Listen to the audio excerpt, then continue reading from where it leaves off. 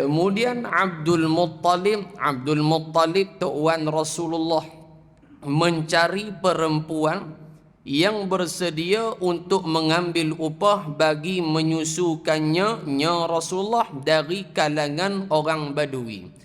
Orang Badui, orang Arab hak luk lang kampung.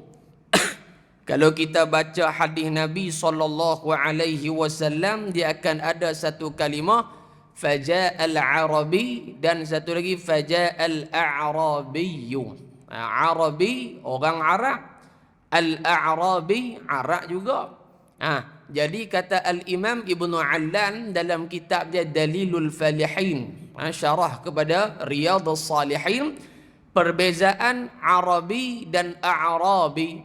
Arabi maknanya orang Arab, semua orang Arab. Tak kira mu tua, mu muda, mu duduk di bandar, mu duduk di kampung, dia panggil Arabi. Dan mereka ini daripada keturunan Nabi Allah Ismail alaihi salatu wassalam. Tu dia panggil Arab tu. Adapun A'rabi, orang Arab juga, tetapi lebih khusus siapa dia? Mereka ini orang yang duduk di kampung. Orang hak duduk di cerok-cerok dalam-dalam tu, tak duduk kok balik pekan ni, maka mereka ini dipanggil A'rabi. Begitulah juga orang Badui. Badui ni orang dalam kampung lah, A'rabi. Jadi pasal apa Abdul Muttalib dia pilih perempuan daripada kalangan Badui yang menjadi pilihan dia? Kerana di sana para ulama menyatakan dari sudut pemakanan orang kampung dan orang bandar lebih sihat cara orang kampung makan. Ya, tok kita dia tak makan lagu tok la ni. Tok la ni makan McDonald, tok la. Tok la makan McDonald, makan ayam Texas tu, tang hijau kuning tu. Ni tok zaman millennium.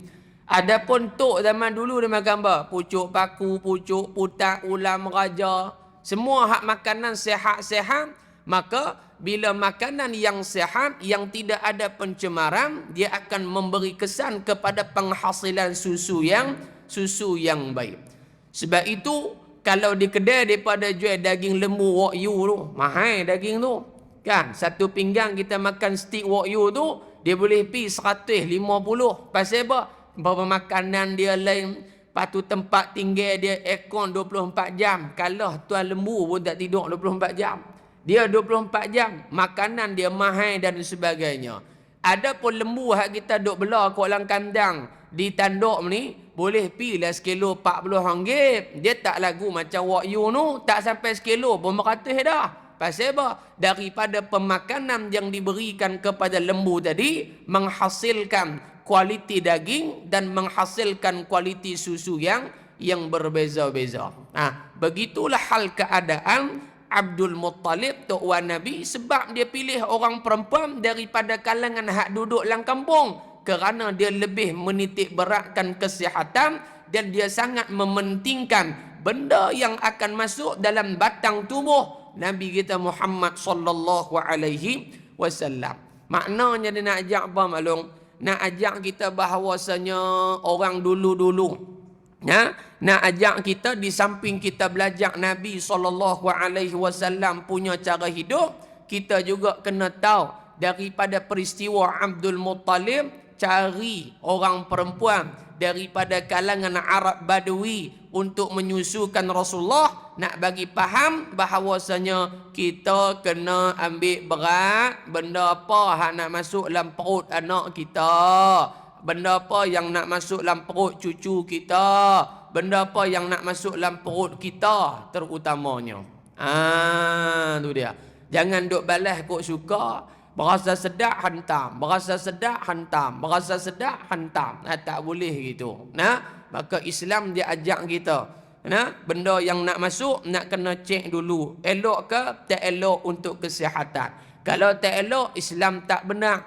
Kalau ada unsur syubhah, Islam tak benar. Kalau unsur haram, telah lagi lah tak benar. Kerana Islam lebih mementingkan halalan tayyiba, halal dan suci dan juga berkah. Tu dia. Dan yang kedua, di sini boleh tak kita ambil orang untuk menyusu bayi baby lah kita kata, hukum dia boleh. Boleh ambil upah menyusu, tak jadi masalah. Nah, begitulah adat penduduk Mekah supaya anak yang baru dilahirkan itu dapat menyedut udara dan suasana yang lebih bersih dari unsur bandar yang tidak baik. Tu tujuan Abdul Muttalib. Dia nak Nabi dibesarkan dalam suasana kampung. Pasal kampung ni dia punya pencemaran, pollution dia taklah banyak seperti mana duduk di bandar. Dan kalau orang kampung lebih tahan daripada orang bandar. Budak hak duduk di kampung lebih tahan daripada budak di bandar. Secara realitinya. Tetapi zaman kian berubah. Pada hari ni kadang-kadang kita tengok lebih kurang sama. Hak kampung pun lebih kurang macam hak duduk di bandar. Hak di bandar lebih kurang hak macam duduk di kampung. Apa dia hak lebih kurang? Misalan kita tengok dari sudut penggunaan alatan teknologi moden lebih kurang nak sama. Budak hak kot kampung lah Jahanam pun pakai handphone dah. Jahanam pun pakai handphone dah. Handphone mahal pada pak dia. Pak dia 3 sekupang tu. Daripada zaman Cimping sampai lah 3 sekupang tu pak dia pakai. Cucu dia pakai apa?